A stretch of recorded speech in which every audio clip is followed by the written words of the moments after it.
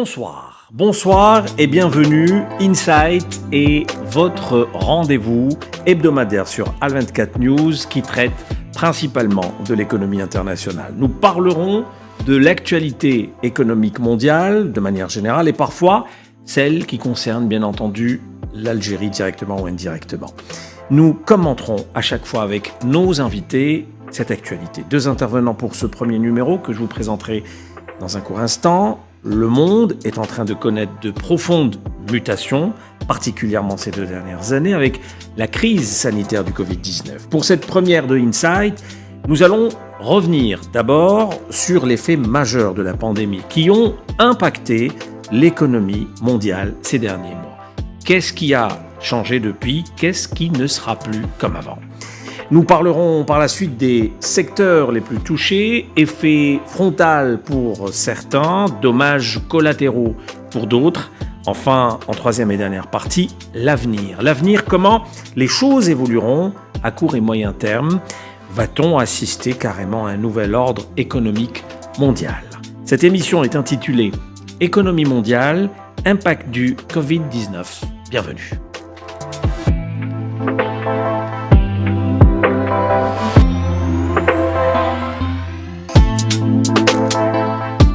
Le plaisir de recevoir ce soir Adel Bensassi, chef d'entreprise dans le secteur de la mécanique de précision, également président du Conseil national de concertation pour le développement des PME. Bonsoir et merci d'avoir répondu présent. Bonsoir, c'est un plaisir.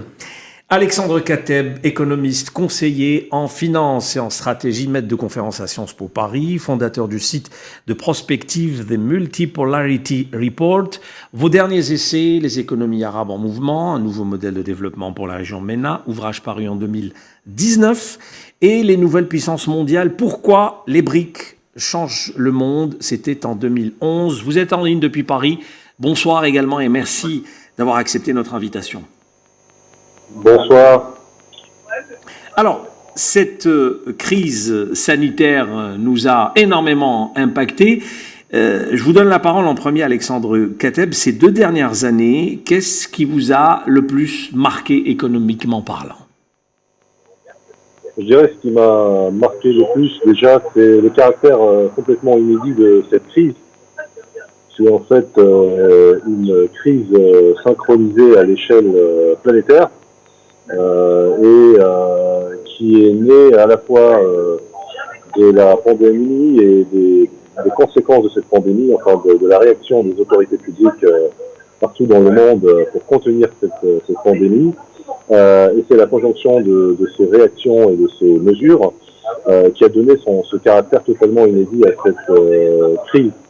Ce qui m'a aussi, disons, marqué, c'est la résilience en fait, de l'économie mondiale face à ce choc d'une ampleur sans précédent, et c'est la capacité des grandes économies de la planète à rebondir de manière relativement rapide, même si on n'est pas encore complètement sorti de cette crise et que la tendance, disons, de croissance d'avant la crise n'a pas été encore jusqu'à présent retrouvée au niveau mondial. D'accord. Alors cette crise, Alexandre Kateb, nous a imposé un nouveau modèle de consommation, de nouvelles habitudes professionnelles. Quel est votre constat? Qu'est-ce qui a vraiment changé sur le plan économique? Je crois que tout le monde peut s'accorder là-dessus, c'est que cette crise a accéléré la tendance à la digitalisation de l'économie. Je pense que c'est vraiment la conséquence la plus visible de cette crise. On le voit aussi bien dans la généralisation du télétravail, qui en fait, est une rupture par rapport à l'ancien modèle du tout présentiel que les entreprises avaient pratiqué pendant des décennies. Et on le voit également au niveau, par exemple, des transactions monétaires, qui sont de plus en plus faites de manière électronique. Le recours au cash a énormément diminué du fait de cette crise dans les pays qui évidemment ont les infrastructures et les systèmes de paiement nécessaires pour gérer ce type de transition. Alors Adel Bensassi, Alexandre Kateb vient de résumer, selon lui en tous les cas, les principaux impacts de cette crise sanitaire. Pour vous, comment ça s'est passé ces 2 dernières années? Je pense qu'il n'y a pas de différence. Comme disait M. Kateb, c'est un impact qui a été global. La réaction a été la même. La première a été la préservation de la santé des citoyens, d'où ces confinements et ces fermetures de frontières et tout ce qui a été imposé à la population a été fait de manière globale. Si vous vous rappelez la première crise SARS en Chine, on pensait que c'était uniquement, on va dire, les pays un peu moins démocratiques qui devaient imposer ça. On s'est rendu compte que c'était une nécessité sanitaire. Donc le premier objectif, c'était ça. Et ça a eu un impact sur l'économie conséquent. Effectivement que ceux qui ont eu le plus de résilience, ce sont les entreprises qui étaient digitalisées. Il y a un repositionnement aussi en ce qui concerne les besoins en logistique. C'est-à-dire l'impact a été bien sûr financier, économique, un ralentissement, mais ça a été global. On s'est rendu compte que peut-être de remettre en cause un certain nombre de modèles, je pense que ça a impacté considérablement l'économie, qu'on aura à revoir beaucoup de choses à l'avenir. Ça va laisser beaucoup de traces. Alors, comme dit l'adage, le malheur des uns fait le bonheur des autres. Il y a eu des secteurs qui ont été touchés de plein fouet, qui ont été vraiment endommagés. D'autres plutôt qui, on va dire, se sont un peu bien en sortie. Ouais.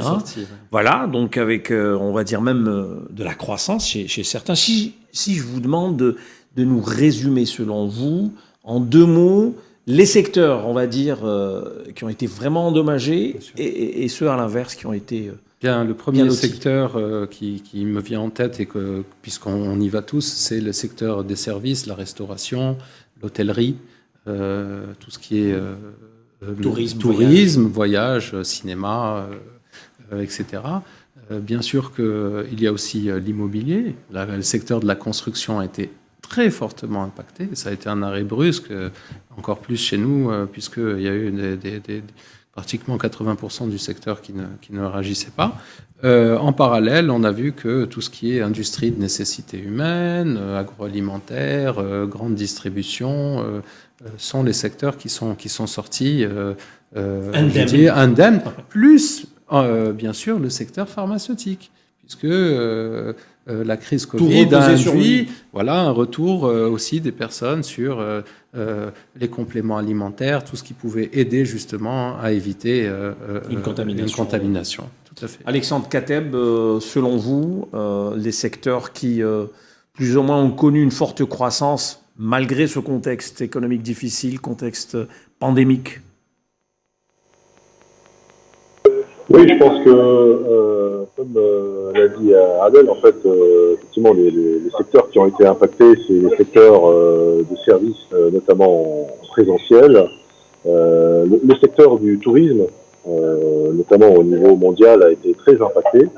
Et ça s'est traduit par des pertes très importantes pour des pays qui dépendent beaucoup de ce secteur, comme le Maroc, la Tunisie, l'Égypte, par exemple.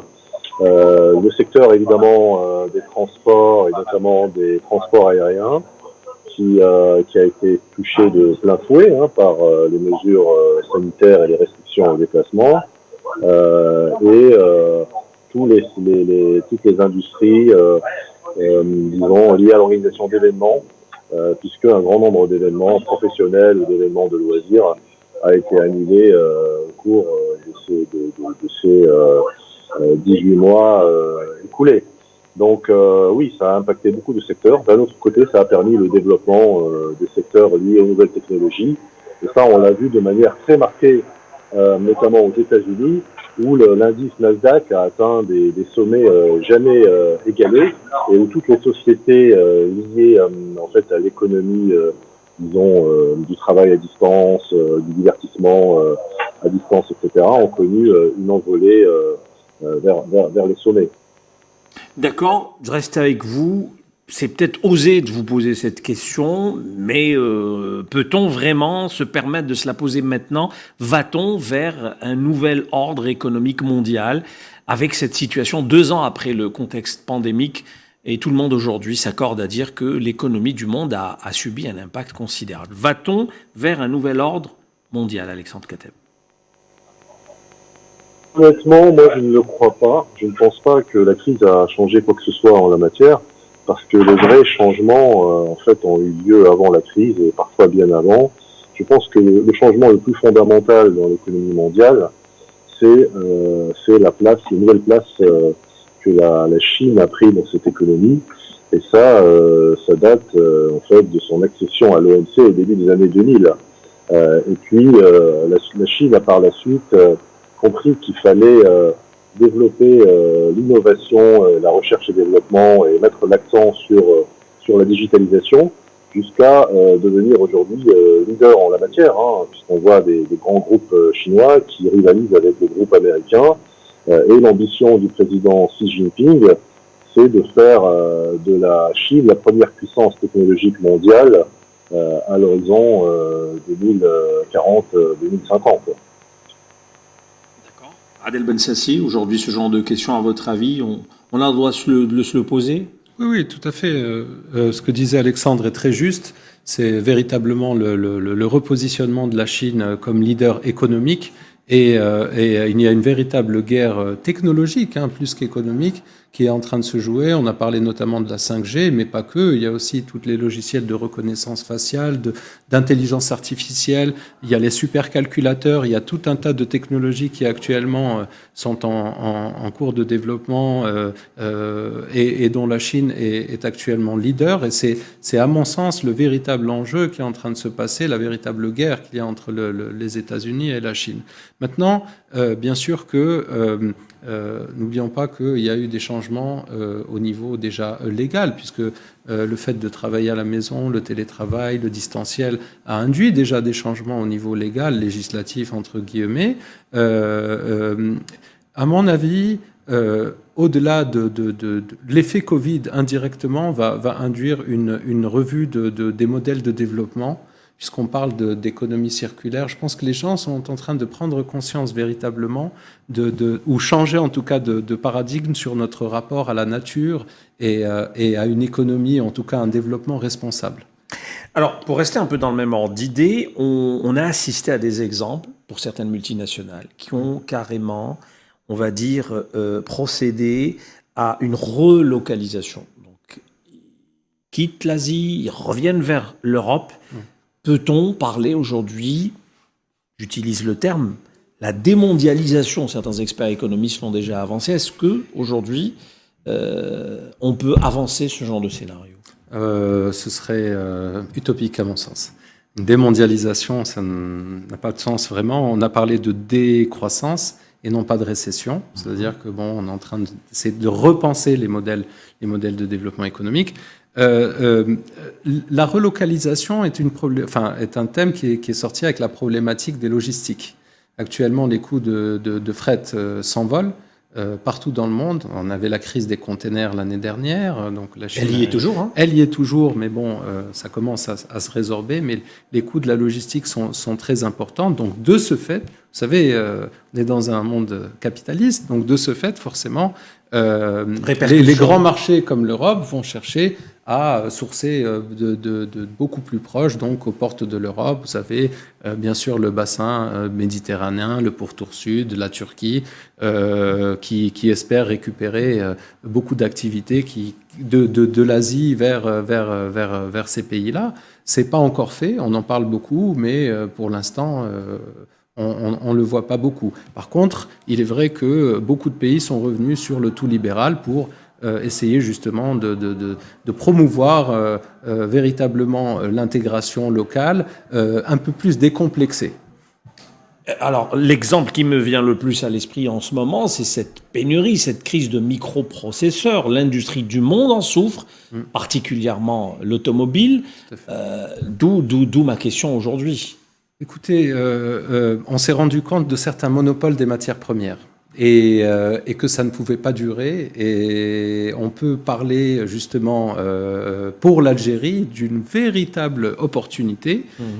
Cette opportunité, c'est que nous disposons d'un certain nombre de terres rares. Et donc, à partir de là, pourrait développer non seulement toute une chaîne de valeur, hein, je ne parle pas uniquement du minier pour aller uniquement exporter du brut, mais aller vers les accumulateurs avec notamment les technologies lithium que vont utiliser les nouveaux véhicules Tesla, par exemple. Et on en a véritablement on a le potentiel qu'il faut, et pour nous, cette crise-là devrait se transformer justement en opportunité. On voit que vous êtes vraiment dans la mécanique de précision avec les exemples que vous citez. Alexandre Kateb, un commentaire et notamment une réaction après ce que vient de dire Adel Bensassi. Oui, non, je crois qu'il a tout à fait raison de souligner qu'il y a eu des disruptions dans les chaînes de valeur et que ça crée aussi des opportunités de relocalisation d'un certain nombre de produits, notamment de produits qui sont considérés comme critiques, des matières premières, les terres rares, mais aussi les principes actifs pharmaceutiques, par exemple. On s'est aperçu en Europe, par exemple, qu'il y avait une très forte dépendance vis-à-vis d'un certain nombre de pays, dont la Chine, pour ce type de produits, et donc qu'il fallait mettre en place des mesures et des programmes pour relocaliser un certain nombre de ces industries et en tout cas aider à l'émergence de fournisseurs locaux. Maintenant, c'est beaucoup plus facile à dire qu'à faire, parce qu'il y a des problématiques d'optimisation des coûts, en fait, et aujourd'hui, il y a un certain nombre d'industries dans lesquelles, par exemple, l'Europe n'est simplement pas compétitive et ne peut pas imaginer relocaliser en masse. Donc la réalité, c'est celle d'une mondialisation qui va continuer, disons, à fonctionner selon un modèle d'activité éclatée aux quatre coins du monde. Mais je pense qu'il y aura un travail sur les chaînes d'approvisionnement, sur les chaînes de la valeur au niveau des grandes multinationales pour réduire la vulnérabilité et réduire la dépendance vis-à-vis d'un nombre très restreint de fournisseurs. C'est le cas notamment dans l'industrie des microprocesseurs, où vous avez en fait deux fournisseurs qui sont Samsung et TSMC, qui produisent à peu près 60% de tous les microprocesseurs qui sont utilisés sur la planète. Donc c'est vous dire la concentration extrême de ce secteur et la dépendance des grandes entreprises qui utilisent ces composants vis-à-vis de ces quelques fournisseurs. Alors Alexandre Kateb, on a parlé de tourisme, de transport aérien, d'automobile notamment. Comment, à votre avis, à court et moyen terme, ces secteurs d'activité stratégiques vont redresser la barre et reprendre? Comment voyez-vous la reprise finalement? En fait, la reprise sera sous une forme différente de ce qu'on a connu auparavant, tout simplement parce que les modes d'organisation d'un certain nombre d'activités ont évolué. Donc, on va revenir le tourisme va reprendre, l'activité aérienne va reprendre, est déjà en train de reprendre, mais il y aura une réduction du nombre de flux qui sont des flux, je dirais, nécessaires et incontournables, notamment les grandes liaisons moyens et long courriers. En revanche, on va probablement observer qu'un certain nombre de liaisons court courrier et puis de liaisons charter, par exemple, vont être réduites ou supprimées. Et ça, c'est lié aussi à l'évolution de la demande.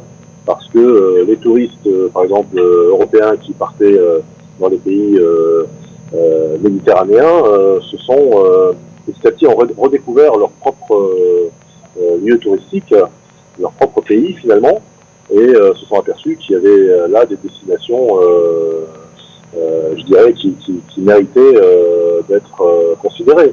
Donc il va y avoir une réorganisation d'un certain nombre de produits et de services, même si je pense que globalement la reprise, elle est là, elle est portée par la démographie au niveau mondial, et elle est portée aussi par la technologie, avec des gains de productivité qui, on le voit, sont très forts, notamment dans le secteur des nouvelles technologies, des technologies numériques et tout ce qui s'ensuit. D'accord. On va revenir sur le secteur des nouvelles technologies inévitablement dans un petit instant. Mais d'abord, le marché pétrolier, puisque l'économie de l'Algérie est fortement connectée, bien sûr, comme on le sait, au marché des hydrocarbures. Comment vous le voyez? On connaît ces dernières semaines une hausse du baril de pétrole. Est-ce que, à votre avis, même si on est dans un marché, donc tout peut arriver, est-ce qu'on va vers une tendance haussière les prochaines semaines, les prochains mois, Alexandre Kateb?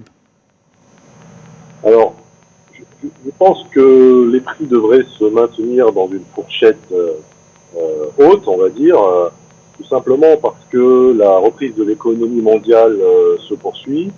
Et du côté de l'offre, on a une stratégie qui a été appliquée par les pays de l'OPEP et leurs partenaires, qui consiste à rationner l'offre et à reprendre la production de manière graduelle, nonobstant les pressions reçues de part et d'autre par ces pays. Mais je pense que cette stratégie est la bonne, car aujourd'hui, il y a encore beaucoup d'incertitudes sur l'évolution de la demande mondiale après 2021 et 2022.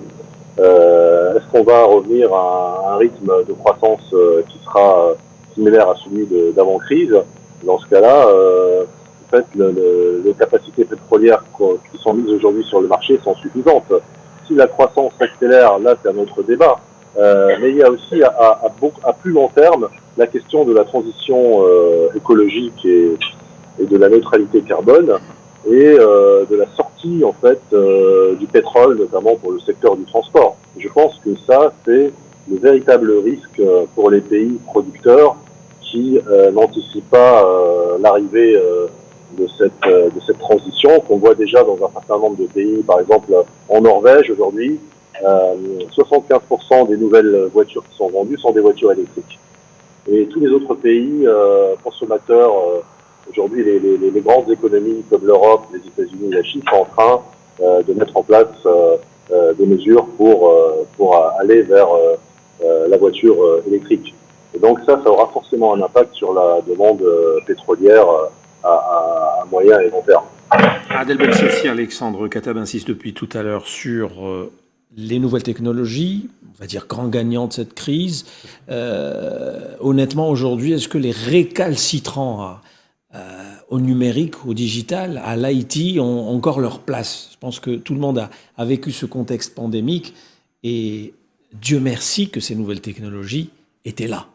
Absolument, Dieu merci qu'elles étaient là et je pense que c'est un état de fait, c'est pas un avis. Après, si certains veulent vivre à l'âge de pierre, pourquoi pas, mais sinon nous sommes entourés de ces nouvelles technologies. Je voulais revenir un peu sur la reprise, parce que malheureusement on ne sait pas exactement est-ce que cette reprise est pérenne ou pas. Tout dépendra de l'évolution de la pandémie. Alors effectivement que les habitudes touristiques ont changé, les gens redécouvrent la proximité du marché interne, hein, que ce soit en France, en Algérie, aux États-Unis ou ailleurs, mais il est vrai aussi que, ayant pris l'habitude d'une mobilité assez facile, je ne sais pas si, une fois cette pandémie réglée, les habitudes ne vont pas reprendre.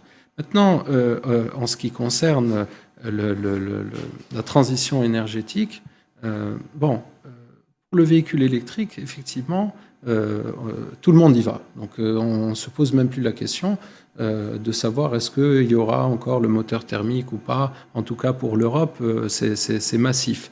L'impact, par contre, écologique, et on a parlé tout à l'heure des problèmes de puces électroniques, risque de se poser aussi par rapport aux accumulateurs, par rapport à l'utilisation des terres rares, par rapport au nickel, au cobalt, etc. Donc attention à ça, parce qu'il risque d'y avoir des tensions justement liées à ces effets de volume face à des ressources finies. Et si reprise il y aura, il ne faut pas oublier que ça fait au moins 2 années que les investissements dans la production de oil and gas n'ont pas été faits.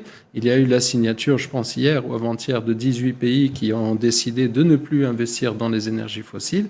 C'est très bien, mais il y a un état de fait, c'est qu'on n'est pas encore passé à autre chose et qu'on n'a peut-être pas la solution idoine, alternative solide, qui ne sera pas encore là. Donc peut-être qu'il risquera, à mon avis, d'y avoir une véritable augmentation des cours, peut-être pas à très court terme, mais d'ici 1 an ou 2, si la croissance est confirmée, la reprise est confirmée, il risque d'y avoir une très très forte augmentation, puisqu'une très forte pression sur la demande, et vu qu'on n'a pas développé l'offre, ça risque d'être assez violent, puisque les impacts sur l'augmentation des coûts, et je pense surtout à l'inflation, risquent d'être importants à un niveau mondial. Hein. D'accord. Alors l'OMS continue d'avertir, on n'est pas à l'abri d'une nouvelle vague, en tous les cas l'Organisation mondiale de la santé est claire là-dessus.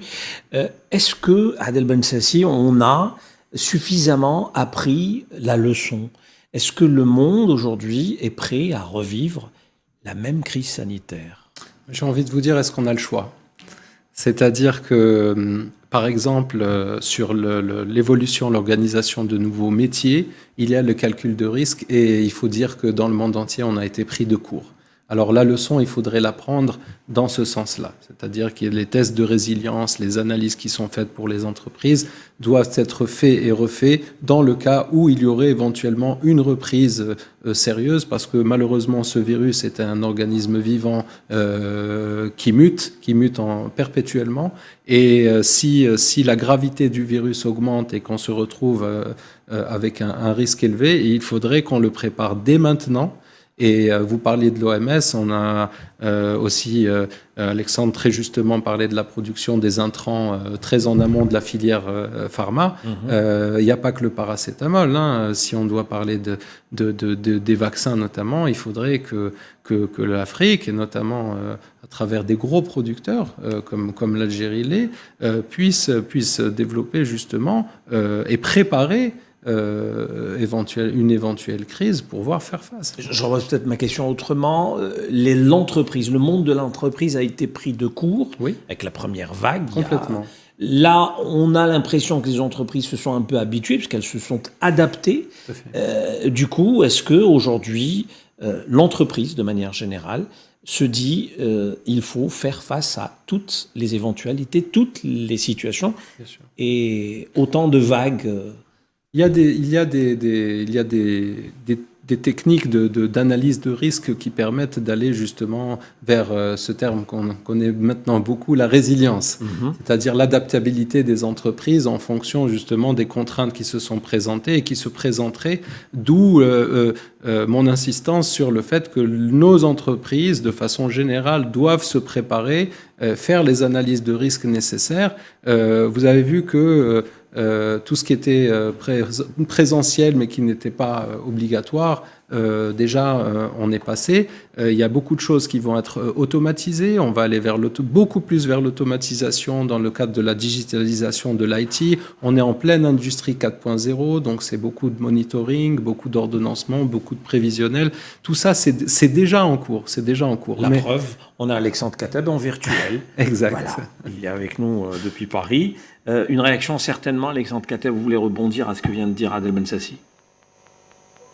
Non, je suis complètement d'accord avec ce qu'il a dit. Hein. Je pense que les modes de travail évoluent, les modes d'interaction, les modes de consommation, de production vont évoluer encore plus à l'avenir, notamment avec l'industrie 4.0 et l'automatisation complète des chaînes de production.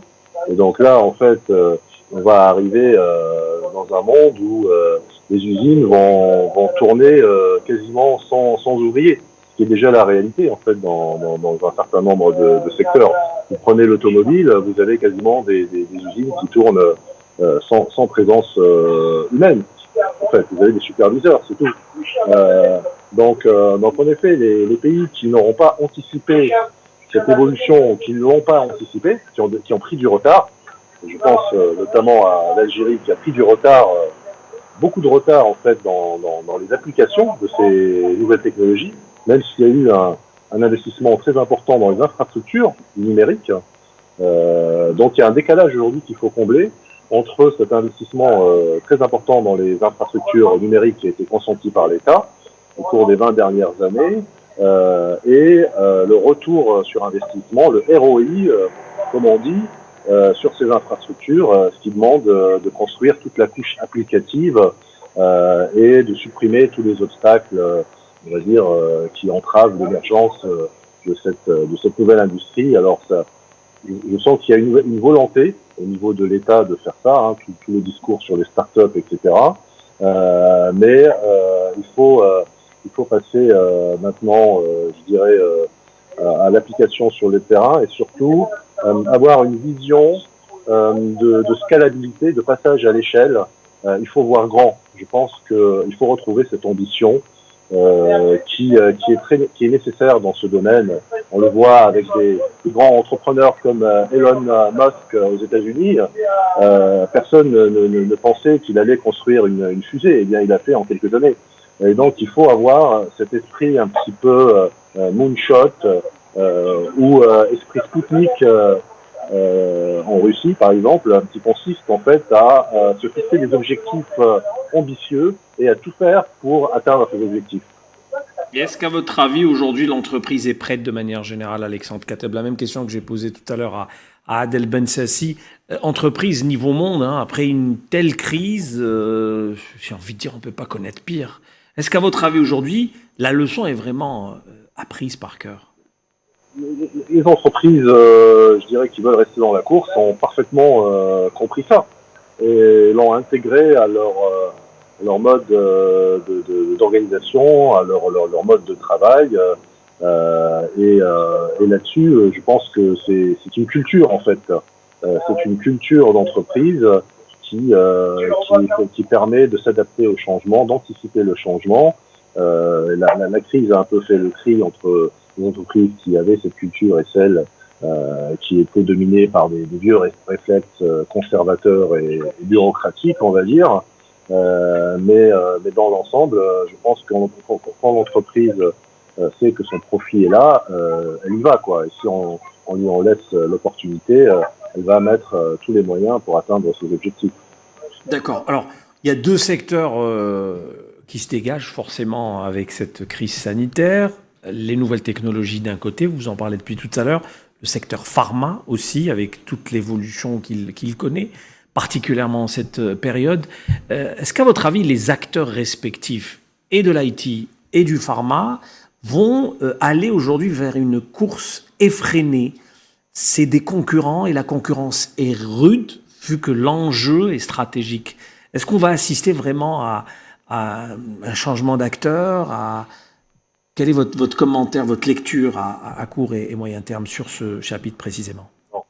Alors, à court terme, moi, la lecture que je fais, c'est que les grands acteurs, en fait, ont renforcé leur emprise sur ces deux secteurs, que ce soit dans la pharma. On a vu que des laboratoires comme Pfizer, par exemple, qui est, je crois, le numéro 1 mondial, a été au cœur de toute la bataille contre la Covid, en s'alliant à des entreprises de biotechnologie, notamment à l'entreprise BioNTech en Allemagne. Et c'est le cas de beaucoup de grands laboratoires qui, sachant qu'elles n'ont pas en interne ces capacités d'innovation ou qu'elles ne les ont plus, font appel à ces nouveaux acteurs et les intègrent dans leur écosystème. Et c'est aujourd'hui comme ça que fonctionne cette industrie. C'est aussi le cas dans l'industrie de l'Internet, par exemple. Mais là, il y a eu un peu de complaisance, je pense, aussi bien de la part de ces entreprises que des pouvoirs publics. On l'a vu aux États-Unis notamment, mais aussi en Chine, où on a laissé croître des entreprises qui sont devenues des quasi-monopoles, des oligopoles, et qui, en définitive, l'expérience et la théorie nous enseignent qu'elles freinent l'innovation si on les laisse dans cet état de quasi-monopole. Et donc là, je crois que les régulateurs et les pouvoirs publics se sont réveillés en disant il faut maintenant mieux réguler ce marché, il faut casser ces monopoles, ou en tout cas, il faut les canaliser et donner de la place pour l'émergence de nouvelles pousses qui sont, c'est comme dans une forêt, ces nouvelles pousses sont étouffées si autour d'elles, vous avez des grands arbres qui les empêchent de voir le soleil. Eh bien, c'est le même principe dans le domaine économique. D'accord, Alexandre Kateb, vous restez encore quelques minutes avec nous. Je reviendrai vers vous avec une dernière question. Adel Bensassi, 2 secteurs clés, on vient d'en parler. On a les majors, donc les acteurs clés qui vont davantage se renforcer. De nouveau, qui arrive aussi, c'est cette configuration à laquelle nous allons assister les prochains mois. Oui, effectivement, qu'il y aura une concentration. Une concentration, c'est le propre d'une économie de marché. Les plus grands vont devenir encore plus grands. Par contre, il est vrai que le fait d'atteindre une masse critique vous rend moins agile. Donc ces grandes entreprises ont besoin de start-up ou d'acteurs émergents pour faire bien sûr de la croissance externe. Et les deux ont leur place sur le marché, mais il est évident que le phénomène de concentration, je ne pense pas qu'il y aura un outsider qui sortira et qui ira directement devenir un gros, mais les gros ont besoin des plus petits pour avoir cette agilité dans l'innovation qu'ils ne peuvent pas avoir en étant des grands groupes tels qu'ils le sont actuellement. Donc, à mon avis, ça continuera, mais en tous les cas, le secteur de la digitalisation est un secteur transversal. Donc, on a un impact sur la vie sociale, la vie de tous les jours. On a un impact aussi sur le système industriel. On a vu que actuellement, je reviens un peu sur l'industrie 4.0 parce que c'est véritablement ce qui est en train de se passer. Le traitement de l'information et la big data qui va toucher l'ensemble des pays. Et Alexandre parlait très justement de ça. En Algérie, justement, il faut qu'on prépare la récupération des données, le traitement de nos données nationales, parce que on parle de hardware, on parle d'infrastructure, et ça, il n'y a pas de problème. Les choses se sont faites, elles sont en train de se faire, les choses vont se développer. Rappelez-vous, il y a quelques mois, voire quelques années, si on avait parlé du développement des startups en Algérie, les gens auraient rigolé. Alors que là, on est en train d'assister à la naissance d'un véritable écosystème, bon an, mal an, et on parle de quelques milliers d'emplois déjà. Dans ce sens-là, on a cette chance d'avoir la possibilité de récupérer ce retard. Le traitement de l'information, il y a des entreprises qui développent beaucoup de solutions. Il faut faire attention à la souveraineté des données. Parce que ça aussi, c'est un enjeu majeur dans le cadre de la digitalisation massive pour ne pas se retrouver justement étant complètement pris dans ce tourbillon de mondialisation et ne pas avoir les moyens de contrôler nos propres données. Alors Alexandre Kateb, vous allez certainement, je présume, réagir. La data, la donnée, l'importance capitale et stratégique d'en disposer. Vous conseillez un certain nombre d'institutions, même des gouvernements, sur ces aspects-là, et cette réponse vous inspire un commentaire, je présume. Oui, bien sûr. Je ne peux en fait qu'abonder dans le sens de Adel, notamment sur la question de la souveraineté numérique et de la souveraineté des données, parce que c'est quelque chose qui est clé. C'est quelque chose qui est clé d'un point de vue sécuritaire, bien sûr, mais au-delà, c'est quelque chose qui est clé d'un point de vue économique. Pourquoi ? Parce que ça permet de créer en fait les fondations de cet écosystème numérique. Si vous n'avez pas des fermes à serveurs, des infrastructures en fait qui vous permettent de collecter et de stocker ces données, eh bien en fait c'est une richesse qui ne vous appartient plus. Et c'est aussi des risques que bien sûr vous courez de captation de ces données par d'autres puissances. Mais fondamentalement, ça peut être réglé de manière relativement facile, je pense, avec une loi bien pensée qui va encourager les grands acteurs du numérique, que ce soit les acteurs chinois ou les acteurs américains ou européens, à relocaliser les données qu'elles utilisent dans le pays dans lequel elles conduisent leurs activités. En Europe, ça a été fait. En Russie, ça a été fait dès 2015. Et cette loi a permis de créer une véritable industrie des data servers en Russie et de booster complètement ce secteur du numérique. Et globalement, de par le monde, vous avez des initiatives dans ce sens, quoi. Mais dans le même temps, il faut encourager bien sûr les collaborations transfrontalières avec d'autres pays parce que en fait c'est vraiment un effort mondial, un effort qui doit être coordonné et la connaissance est mondiale, donc on ne peut pas ériger des barrières virtuelles entre guillemets sur des idées. C'est à mon avis un combat perdu d'avance. D'accord. Petit clin d'œil quand même sur votre ouvrage des BRICS. Donc je vais vous poser la question aujourd'hui, plutôt les BRICS aujourd'hui. Est-ce qu'à votre avis, ces pays ont tiré leur épingle du jeu de ce contexte pandémique, de cette crise économique mondiale due au Covid-19 ? Oui, je pense que ces pays ont fait la preuve de leur résilience. Il faut voir la situation au cas par cas, hein, bien sûr, mais dans l'ensemble, ces pays ont quand même montré qu'elles arrivaient à gérer ce genre de situation après un certain nombre d'erreurs qui ont été faites, mais ça c'est normal dans une situation comme ça, de crise sans précédent.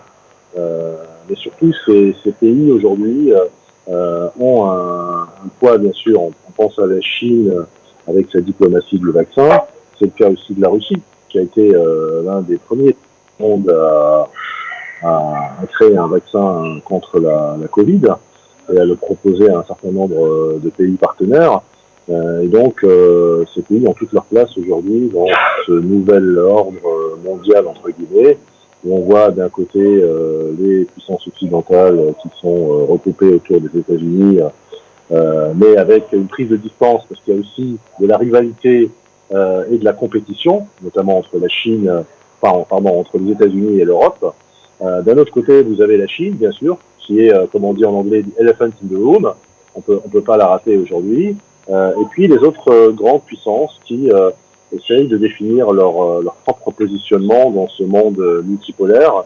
Je crois pas qu'on assistera à une confrontation bilatérale, par exemple, bipolaire entre la Chine et les États-Unis, mais qu'on est de plus en plus dans un monde multipolaire et où il faudra prendre la mesure de chacune de ces puissances et comprendre comment elles s'articulent avec les autres puissances.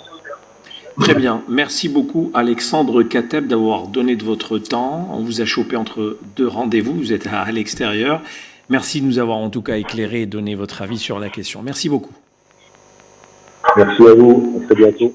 Alexandre Kateb, économiste, conseiller en finance et en stratégie, maître de conférence à Sciences Po Paris et fondateur du site Prospective The Multipolarity Report. Je reviens à Adel Bensassi à vous pour terminer. Dernier mot, notamment une réaction après ce qui vient d'être dit. Non, je pense que les choses sont claires. On a parlé d'interdépendance. Nous vivons véritablement dans un monde interdépendant. L'Algérie n'est pas en reste. On a vu qu'on avait besoin les uns des autres. On parlait de mutualiser la recherche et de localiser les solutions. Je pense que c'est la meilleure des solutions. On ne peut pas vivre en autarcie. Je dois dire aussi que dans ce sens, il y a un véritable travail qui est en train d'être fait. Vous savez que le président italien était à Alger ces 2 derniers jours. On est en train de rechercher les meilleures façons d'arrimer notre économie aux chaînes de valeur internationales. Vous voyez que le monde est en train de changer et je pense sincèrement que cette crise Covid-19 a été une véritable opportunité pour l'Algérie puisqu'elle a remis les pendules à zéro et que là, on a encore une opportunité de redonner, de regagner notre place et, comme on dit, Algeria is back. Et on découvre, j'ai envie de dire, on redécouvre des partenaires internationaux, stratégiques, à l'image du président italien, mais il y en a d'autres aussi Bien sûr. qui sont au programme. Bien sûr, tout à fait. On a vu le Algeria Investment Conference qui a permis de drainer justement un certain nombre de pays pour les sensibiliser sur les opportunités de marché en fait, de l'Algérie, mais ne pas voir ce marché-là sous une vue de prédation, mais aussi comme étant une opportunité d'investissement avec un véritable levier de croissance au démarrage qu'est le marché interne, mais surtout en ayant une vision régionale, africaine, méditerranéenne, européenne, globale. C'est comme ça qu'on arrivera à être compétitif. Adel Bensassi, chef d'entreprise dans le secteur de la mécanique de précision. Merci beaucoup. Également président du Conseil national de concertation pour le développement des PME. Merci à vous, madame, monsieur, de nous avoir suivis. La semaine prochaine, on vous donne rendez-vous, bien sûr, pour un autre numéro de Insight, excellente suite des programmes sur Al24 News. Bonsoir.